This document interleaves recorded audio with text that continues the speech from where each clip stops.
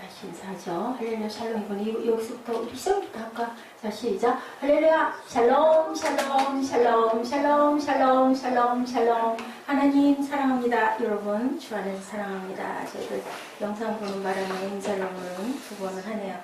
예, 우리 1절 2절 우리 한번 내용을 쭉 우리 지난주 우리 본문 요즘에 자꾸 빠지는데 에스라 3장 13절 그리고 오늘이 5장 17절이죠. 우리 한 번씩 조금 기억을 살려보죠. 에스라 3장 13절입니다. 시작.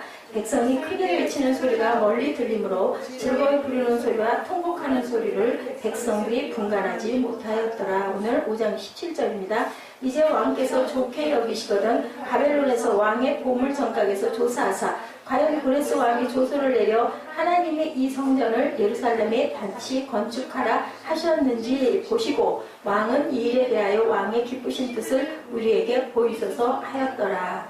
에스라 3장 13절에는 성전 재건이 시작돼서 통곡하고 울죠. 옛날 예루살렘 그 성전 기억하는 나이 든 사람들이 울었다라고 얘기해요. 회환과 또 다시 세우게 돼서 감사가 섞여 있는데 오늘은 16년 동안 그동안 중단이 됐다 다시 시작하는 부분을 다시 조서를 올리죠. 왕께서 보시고 고레스 왕이 조서를 내려 하나님의 이 성전을 예루살렘에 다시 건축하라 한 것이 맞는지 확인해 주시옵소서 하고 조서를 올리는 부분이 나와 있는 오늘 본문이에요. 1, 2절을 보니까 선지자들 곧 선지자 학개와 이또의 손자 스가랴가 이스라엘의 하나님의 이름으로 유다와 예루살렘에 거주하는 유다 사람들에게 예언하였다라고 나와 있어요. 선지자들은 뭐하는 사람들? 하나님의 말씀을 전하고 증거하는 사람들. 그러니까 시작이 뭘로 돼요? 하나님의 말씀으로 시작이 된다. 무엇을 하든지. 여기서 중요한 핵심은 이 부분입니다. 2절에 보니 이에 스알디엘의 아들 스룹바벨과 요시닥의 아들 예수아가 일어나 예루살렘에 있던 하나님의 성전을 어떻게 했어요? 다시 건축하기 시작했다. 이게 중요해요. 어떻게 시작했다고요? 다시 건축하기 시작했다. 하나님의 선지자들이 함께 있어 그들을 또한 도왔다. 다시 건축할 때는 혼자 하는 게 아니라 하나님의 선지자들이 도왔다. 무슨 일이든 혼자 할 수 있는 일은 없다. 중단이 됐던 것을 다시 할 때는 사람이 하나님의 영을 받아서 하나님의 명령이 있어서 하나님의 감동이 있어서 무엇을 시작하든 그것을 혼자 할 수는 없고 그 시작은 무엇으로? 하나님의 말씀으로. 그리고 그것을 돕는 자들 어디서 도울까요? 주 안에서 돕는 자들이 있다라는 부분이 1, 2절에 정확하게 증명되고 있죠. 쿠베르탕 남장 얘기 아까 제가 잠깐 여러분들에게 말씀드렸어요. 현대 올림픽 창설자죠. 쿠베르탕 남작은 고대 그리스도인들이 인간으로서의 완성으로서의 체육의 연마가 꼭 필요하다라고 생각을 하고 필수라고 생각하고 교육의 장에 접목을 시켜서 과목을 두기도 했다고 합니다.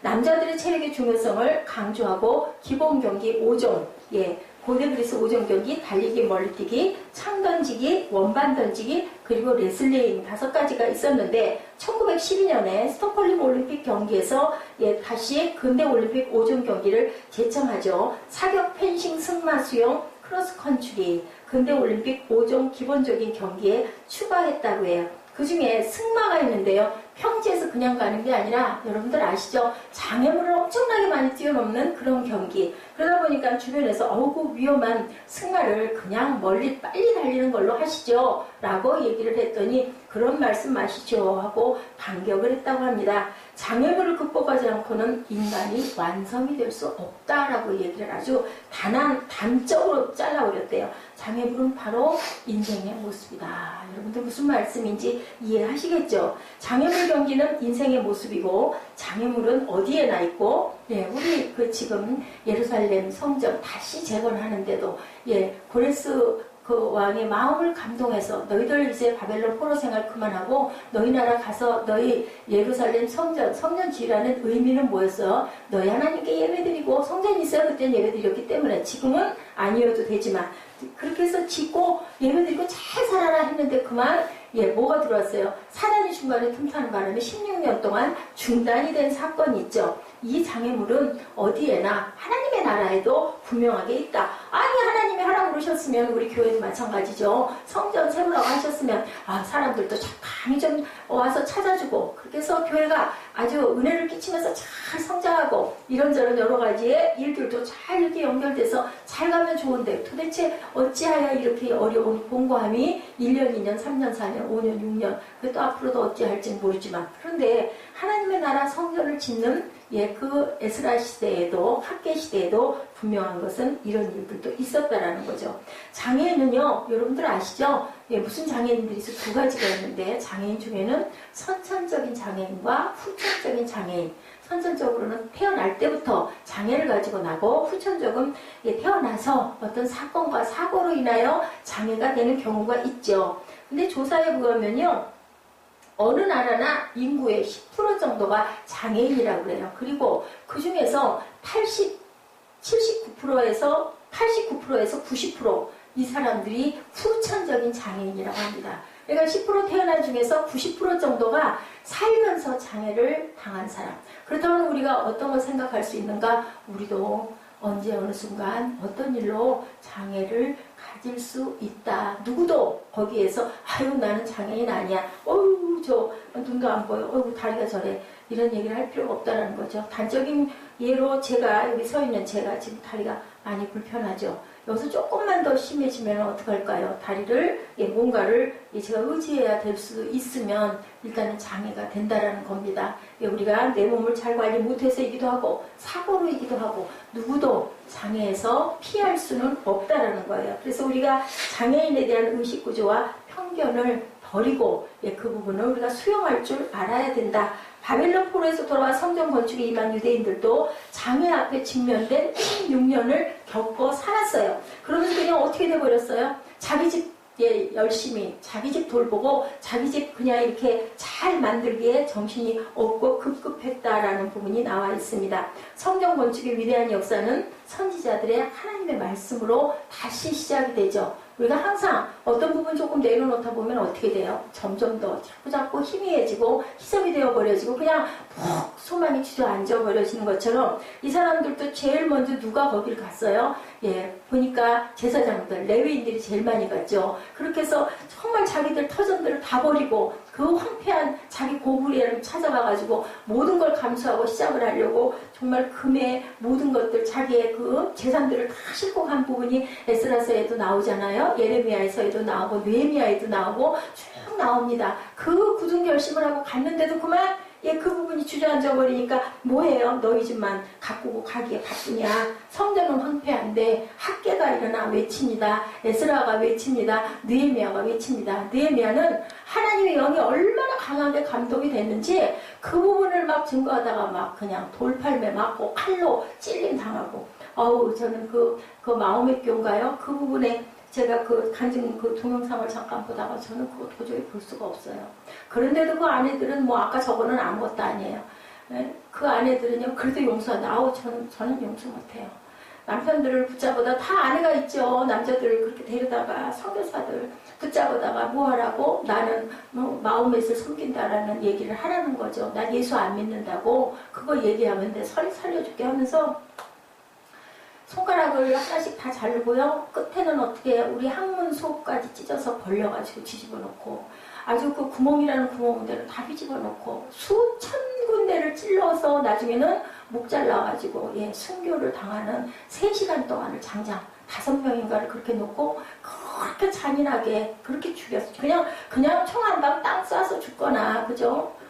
저는 십자가 처형보다 더 할 것 같다라는 생각이 들 만큼 너무 잔인해요. 그런데도 그 아내들이 그래도 용서한다고. 글쎄요, 저는 정말 그 발끝에도 못 따라갈 것 같다는 생각이 들어는 쳐다볼 수도 없고 도저히 난 그걸 볼 수가 없었어요. 그렇게 잔인한 정말 그런 거 보면 우리는 얼마나 감사한가.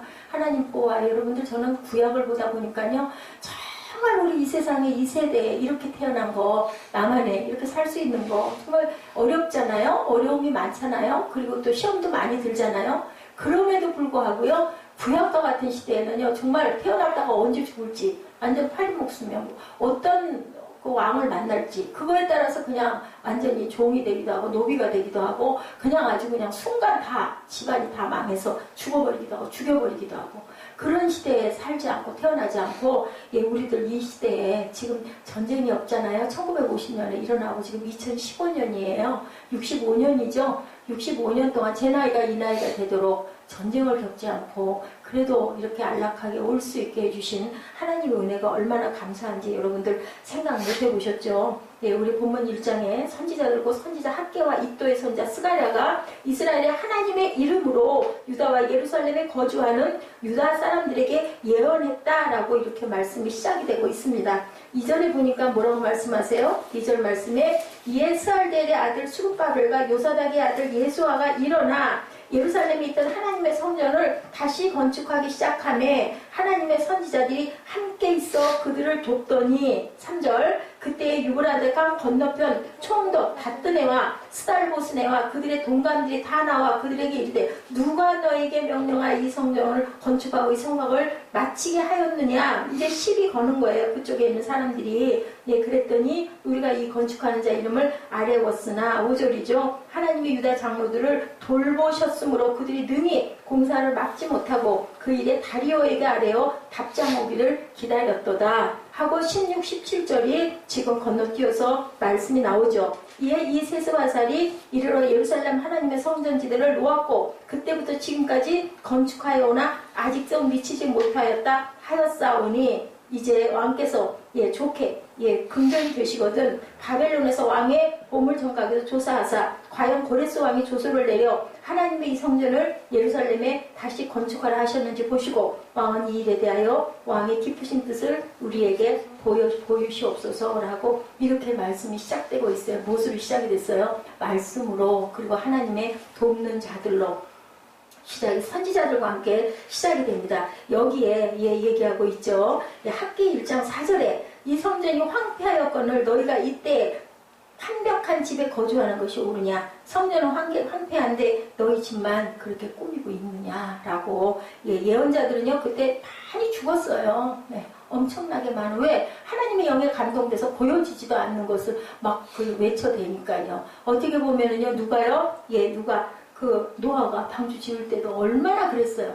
방주에 타라고 막 그렇게 뛰어다니면서 얘기했는데 그 시대에는 뭐가 없어서 비가 없으니까 미쳤다고 그러죠. 그 수십 년, 80년인가 70 몇 년 동안 120년에 완성이 됐지만 준비하는 기간이 수십 년이었고요. 완공할 때까지 비가 하늘에서 쏟아져가지고 쉴 새 없이 비가 내리기 직전까지 노아는 뭐 했냐, 방주를 지면서 수시로 나가가지고 전도했어요. 어떻게 전도했어요? 이리 들어오라고. 비 쏟아지면 너희들 죽고 이리 와야 살아. 지금 오늘날 저와 여러분에게 하시는 말씀하고 똑같은 말씀을 그때도 했는데 아무도 믿는 자가 없었다라는 거예요. 그래서 우리는 다시 일어나 시작할 때 하나님의 말씀은 다시 이번에 하나님의 사람들의 도움이 필요하다. 아까 제가 그랬죠. 하나님의 사람들이 도왔어요. 2절의 마지막 대목이죠. 하나님의 선지자들이 함께 있어 그들을 돕더니, 그런 말씀으로만 명령한 게 아니라 필요한 도움을 제공하기 위해서 함께 사역의 현장에서 백성들을 돕기 위해 땀을 흘렸다. 선지자들이 솔선해서 나서서 동참했다. 거절하는 것은 용기가 아니고 교만이다라고 합니다. 우리가 필요할 때는 도움을 요청해서 도움도 받을 줄 알아야 된다. 바울사도가 성도들을 권면할 때 가장 많이 쓰는 단어 뭐라 그래요? 서로서로 세우라, 서로서로 권면하라, 서로서로 용서하라, 서로서로 도우라, 서로서로 위로하라, 서로서로 찬양하라, 서로서로 사랑하라. 바울사도가 늘 얘기했어요. 혼자 되어지는 일은 없다. 무엇으로 공동으로. 그래서 우리 신학교에서는 무엇을 하든 함께, 많은 숫자가 참여할수록 점수를 많이 줘요. 무슨 대회를 열거나 하면 그냥 뭐 하는 거 찬양 엉망으로 했어. 합창밖에 안 했어. 근데 전체가 다 나오면 1등. 그리고 혼자 나오거나 둘이 나오면 점수가 아주 박했던 기억이 있어요. 왜? 서로 함께 공동으로 협동해서 해야 되기 때문에. 하늘은 서로가 서로를 도우며 섬기는 나라라고. 아까 제가 말씀드렸죠? 천국과 지옥 비유해서 얘기하면서 기다란 젓가락 얘기 여러분들에게 했어요. 그래서 지옥에 있는 사람을 천국에 갖다 놓으면 아이고 나 여기서 뭐 있어 하고 간다는 거죠. 비유의 얘기이긴 하지만 견딜 수가 없는 거죠. 왜냐하면 다른 곳에 있으니까 우리가 거기에 적응을 할 수가 없다. 하늘나라 사람이 땅에서 살 때 여러 가지 핍박과 어려움과 고난이 있는 이유는 우리의 나라가 아니기 때문이다라고 여러분들이 생각을 하시면 됩니다. 하나님이 유다 장로들을 돌보셨으므로 그들이 능히 공사를 막지 못하고 이 일을 다리오에게 아뢰고 답장 오기를 기다렸다. 그거 중단시켜야 되는데 막지를 못해요. 유다 장로들은 누가 도와서? 하나님이 도와서. 우리가 항상 어떤 일을 할 때 하나님께 먼저 아뢰시고 하나님께 먼저 하나님 도와주시옵소서 하고 도움을 기도하시고, 기도하실 때 혼자 하지 마시고 우리 공동체 많은 인원은 아니지만 꼭 알리시고 함께 중보해달라고, 뭐 문자를 치든 카톡을 치든 요즘에 얼마나 편하고 좋습니까? 그럼 이렇게 보면서 마음으로 아이고 이 자매가 아니면 이 집사님이 이 형제님이 이런 부분에 문제가 있고 이걸 하시려고 하는구나, 이 부분을 놓고 기도해 드려야 되겠다, 이 마음이 오면 기도하고 안 하고는 자신의 몫이고, 그죠? 나는 그걸 요청한 거예요. 그럼 우리는 공동으로 기도할, 특히 예배 때 제가 여러분들에게 토시 하나 안 틀리게 되도록이면 최선을 다해서 다 읽어드려요. 그리고 예요절 헌금봉도 쓰실 때 위에다가 감동 오시는, 좋아하시는 성경 말씀을 꼭 쓰세요. 왜냐하면 하나님은요 질서의 하나님이세요. 말씀을 인용해서 내가 이 말씀대로 살기 원합니다. 나는 이 말씀에 감동을 하고 이 말씀을 가지고 하나님 이 부분을 가지고 제가 기도합니다. 이거 들어주시옵소서 했을 때 그냥 나 이거 주세요. 우리 아이들 그렇지 않아요? 부모님들이 아이가 조목조목 서론본론 결론해가지고 나는 이러이러한 것을 이거 하고 싶은데 그럼 거기에 필요한 이런 게 있습니다. 이거 값은 얼마고요? 이걸 내가 꼭 이렇게 사고 싶습니다 했을 때랑 그냥 나 이거 주세요 할 때랑 우리 다르죠. 이해하게 되잖아요. 필요해요. 얘기가 길어도 얘기를 길게 해야 할 때는 길게 해야 됩니다. 너무 요즘은 단답형이 너무 길어요. 아이들 카톡 여러분들 보셨어요? 하고 그냥 가더라고요. 보니까 저는 이제 옛날 9세대가 돼서 막 이거 설명을 해서 편지라고 생각을 하는데 우리 아이들은 그게 아니에요. 완전히 아주 커트로 가는데 그런 부분도 필요하지만 하나님은 질서야 하나님이시라는 거. 그래서 교회도 질서가 꼭 있어야 된다는 거죠. 나라가 임하옵시며 뭐라고 얘기했어요? 뜻이 하늘에서 이룬 것 같이 땅에서도 이루어지다. 뭐 성경 구절 얼른 생각 안 나면요 그거 괜찮아요. 그래서 저희가 우리 예배 때 직전에 하늘에 계신 우리 아버지하고 우리 다 같이 찬양하는 거, 의미가 있어서 찬양을 하는 겁니다.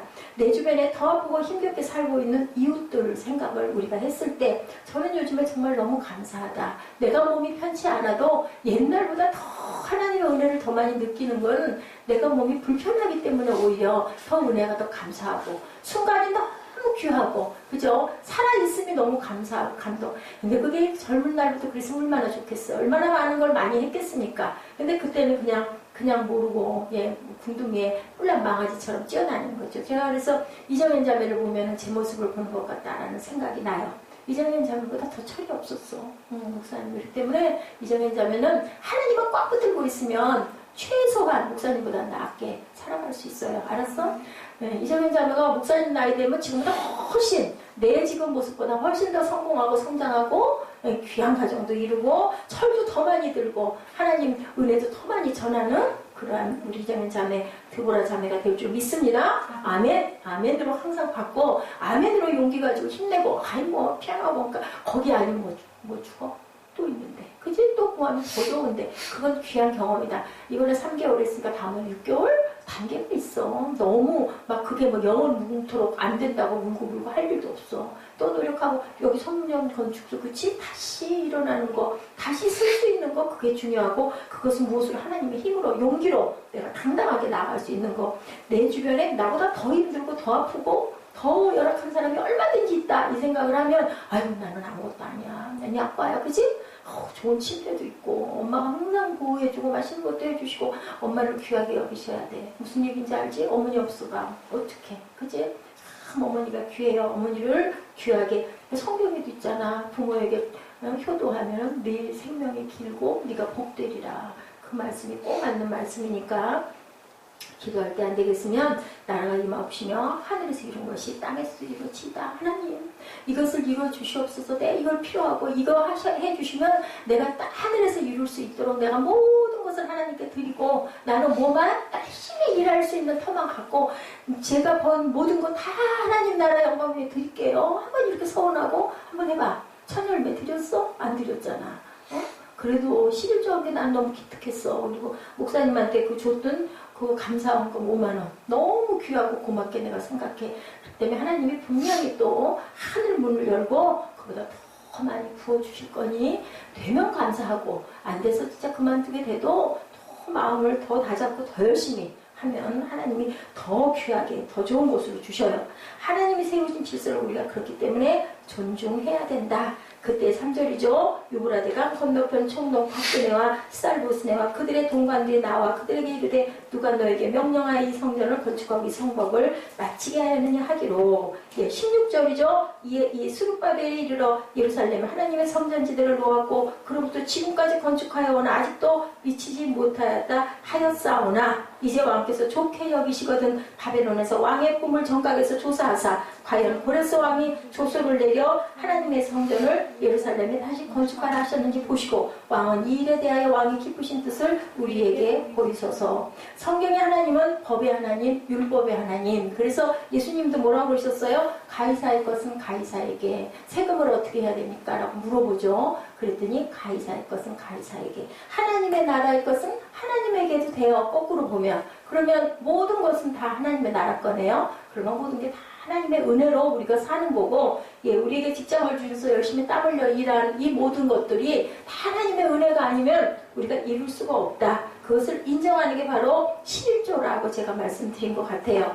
하나님의 백성들이 하는 일은 아무리 좋은 동기를 가졌어도 불법과 편법으로 하면은 은혜가 아니다. 그렇게 해서 심는 것은 하나님이 기뻐하시지도 않은 거죠. 뭐 교회의 보탬이 될 수는 있어요. 교회에 여러 가지 재정상의 보탬이 될 수는 있지만 하나님은 그 헌금을 기뻐하지 않으신다. 그 뭐가 위해서 순종하고 순복하고 복종하고 가이사할 것은 가이사에게 라는 그 마음을 가지고 하나님을 섬기는 저와 여러분이 되셔야 할 줄 믿습니다. 권력을 남용하거나 악용할 때라도 백성을 억압할 때라도 그 법 안에서 일단 법을 순종하고 바꾸려고 하는 운동을 해야 돼요. 그죠? 아까 그 선교사님들 창 맞아 죽으면서도 총을 가지고 어디다 써요? 그냥 공중에다가 이렇게 하다가 이렇게 하죠. 왜냐하면 저 사람들은 아직 구원받을 준비가 되지 않은 사람들이다. 저는 그 아이가 그 나라 말, 무슨 족이죠? 그족 얘기를, 이 말을, 무슨 족이죠? 그대로 하라고 할 때 아빠가 따라한 그거를 죽으면서 차는 이미 여기 찔렸어요. 근데 이제 막 계속 다 찔리는 거죠. 그 아직 숨이 끊어지기 전에 아들의 그 얘기, 약속했던 그 얘기를 할 때 그렇게 눈물이 나는데 몇 번을 봐도 똑같이 그 자리에서 이렇게 눈물이 나요. 하나님의 감동이죠. 일찍 갔지만 하나님께서 분명히 그 가정을 쓰시잖아요. 귀하게 자식들을 데리고 그 아내들이 대단하죠. 쫓아가가지고 거기를 완전히 하나님의 나라를 세워가는 그 부분. 그게 바로 전도고 우리가 몸으로, 우리의 실전으로, 우리의 삶으로 그것을 전하고 보이는 게 바로 귀한 전도예요. 우리가 꿈꾸는 나라, 우리가 꿈꾸는 사회는 청년 실업으로 실패자들이 굉장히 많다고 합니다. 그리고 또 이번에 정부가 들어오면서 그런 중소기업들이 세금들을 그렇게 많이 걷는데요. 저는 법이나 이런 세금 이런 거에 대해서 잘 모르는데 보니까 그렇게 많이 나와 있더라고요. 그러면 이거 정말 문제구나 싶을 때는 그래도 정부에 항거하는 것이 아니라 다음 차세대 또 지도자 뽑을 때 있잖아요. 그 부분을 생각하고 우리가 열심히 준비하는 마음을 가져야 된다. 지난 제가 아까 잠깐 보여드린 그 부분에 그분 이야기 잠깐 합니다. 3월 뉴스에 지난 3월에 시각장애인 에베레스트 정상 정복 뉴스 많은 사람들이 감동을 했어요. 전국 시각장애인 도서관장인 송경태 씨 1급입니다. 장애를 극복하고 4대 극한 마라톤 도전자. 이분은 이렇게 얘기를 해요. 불광불득이라고. 어떤 영광을 거두기 위해서는 우리가 어려움을 꼭 겪고 넘어가야 된다. 얻고자 하면 뭐 해야 된다. 그리고 미쳐야 된다. 맞아요. 그죠? 미치지 않으면, 지나치지 않으면, 저보고 늘 그러죠. 좀 적당히 하면 이렇게 서 있을 수가 없는 거예요. 그것이 제가 그러는 것이 아니라 내 안에 있는 하나님이 주신 감동이 그렇게 하게 하죠. 사하라 사막과 고비 사막과 아타카마 사막 남극 마라톤에서 도전을 이미 했고요. 우리는 정말 사막 하면은 무섭잖아요. 어떻게 가서 단 10분이라도 배를 견딜 수 있을지 모르겠어요.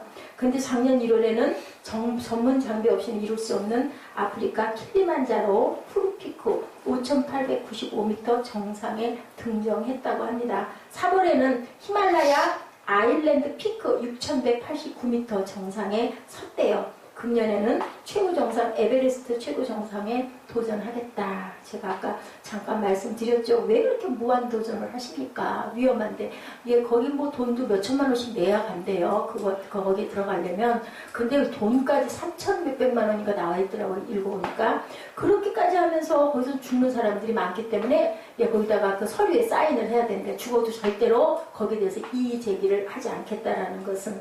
그러니까 목숨 걸고 왜 그 짓을 하냐. 이만큼 했으면 됐지. 그랬더니 그분 얘기가 예, 그렇게 얘기를 했다고 그래. 내가 이렇게 도전함으로 내가 몸이 이렇게 붉은데 그러면 정상인들은 나보다 더 잘할 수 있지 않겠느냐. 그것을 내가 보여주기 위해서 계속해서 도전한다. 우리는 이루지 못할 것이 없다라고 그렇게 얘기를 한대. 불가능이라는 건 없다. 자기도 거길 도전을 할 때는 이거 불가능하지. 근데 막 속에서 그렇게 소망이 솟아이른대요. 이 사람이 원래 그 시각장애 당하기 전에도 그렇게 그 산악을 즐겨했던 그런 사람이더라고요. 그 사람의 것을 쭉 읽어보니까 거기 아마 보시면 쭉 내용이 나와 있을 거예요. 결국은 시각장애가 됐어요. 어떤 사건으로 인하여 그러니까 이 사람도 후천적인 시각장애인이죠. 예, 이렇기 때문에 우리는 항상 이런 분들을 보면서 우리 후배들을 나는 격려하고 싶은데 내가 할 수 있는 일이 있구나라는 생각을 했대요. 그래서 자기는 이 일을 하기 시작을 했다. 정말 다 손 놓고 아무것도 할 수 없고 나는 이제는 눈이 이렇게 안 보이기 때문에 그냥 방에만 주저앉아 있어야 되나라는 그 절망, 죽고 싶고 막 뭐 저수지로 물로 자살하려고도 엄청 많이 했더라고요. 그냥 이렇게 드러난 게 그냥 뭐 이렇게 돼서 뭐 이러니까 나는 이렇게 이게 아니죠. 그 내면에는 얼마나 많은 고통과 아픔과 그리고 쓰러짐과 다시 일어남이 얼마나 많았겠나. 우리가 그걸 꼭 생각을 해야 됩니다.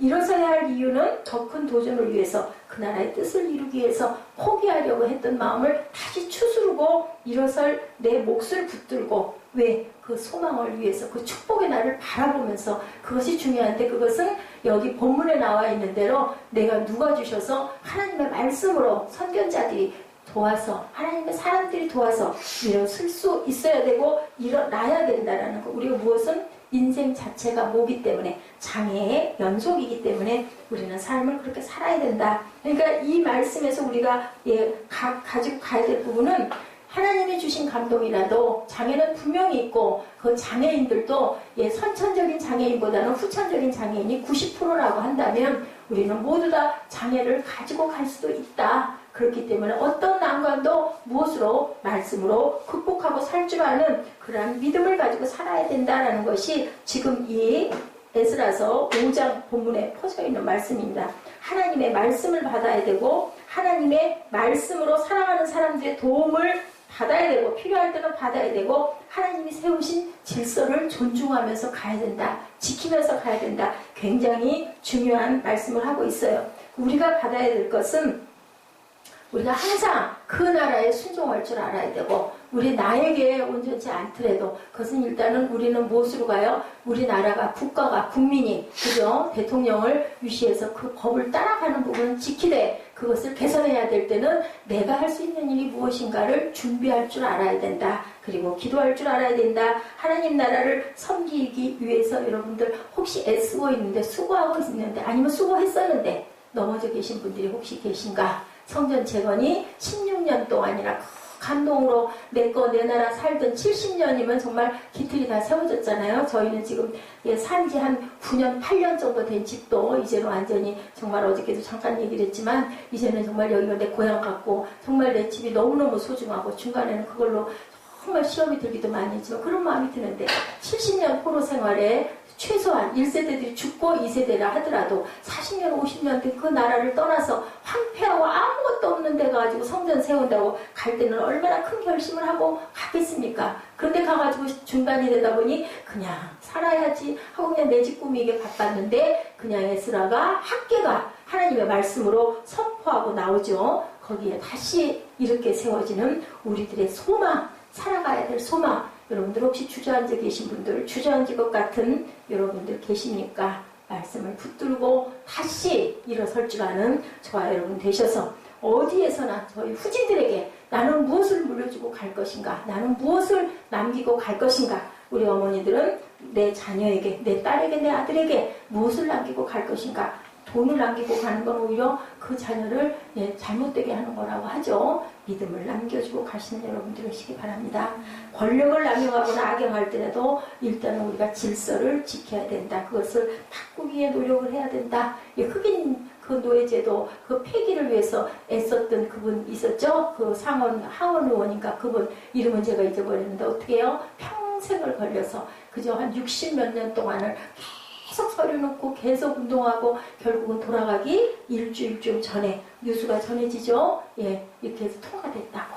하나님께서는 끝까지 늦게까지라도 우리가 노력하고 애쓰고 포기하지 않으면 분명히 이루게 해주신다는 거 여러분들 꼭 기억하시기 바랍니다. 이런 송영태 씨 같은 분 눈이 안 보이는데도 이렇게 어마어마한 일을 결심하고 결단하고 이룰 수 있다면 우리는 온몸이 자유하지 않습니까? 무엇도 못할 것이 없어요. 중요한 건 뭐예요? 하나님의 말씀대로 우리가 하나님의 질서 안에서 또한 우리 주변에 하나님 나라의 사람들의 도움을 내가 혼자 하는 게 아니라 공동체는 함께 가는 것이니까 도움을 구하고 함께 서로서로 세우고 서로서로 권면하고 서로서로 용서하고 서로서로 용납하고 바울 사도의 빌립보서 말씀처럼 우리가 사랑으로 권면하며 나누고 갈 때 하나님께서 하나님의 나라를 귀하게 세워가 주시는데 그것이 꼭 교회, 성전 이것만이 아니라 여러분들 사랑하는 가정이 복되고 싶으십니까? 내 자녀가 잘 되고 싶으십니까? 그것이 바로 이루어가는 것이 하나님의 나라라는 것, 그것을 믿음 안에서 하나님 안에서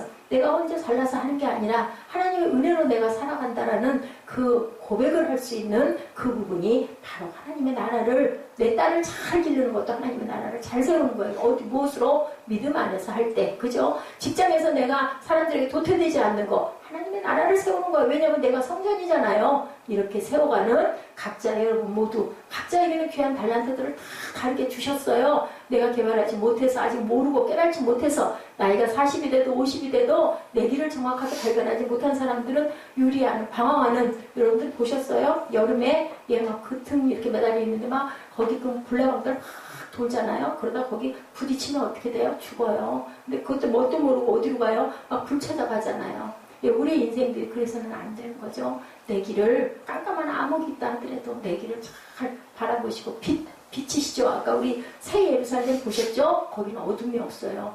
주님 자체가 하나님 자체가 빛이기 때문에 그 성전의 모습을 우리 마음판에 새기고 물론 그거 그렇게 해서 찍어놓은 것이기는 하지만요. 가장 근접하게 아마 만드셨을 거예요. 그렇기 때문에 그걸 바라보시면서 깜깜한 암흑 얼마나 싫어요. 우리 가끔 꿈꾸면 그저 뭐 가위 눌렸다고 하죠.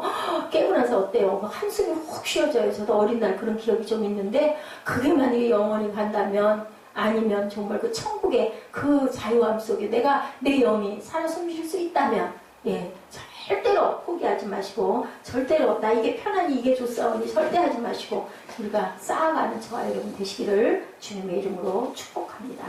우리 결단하시고 잠깐 기도하는 시간 갖도록 합니다. 우리 주님의 주신 땅으로 한 걸음씩 걸어가고 있는데 한번 걸어가십시다.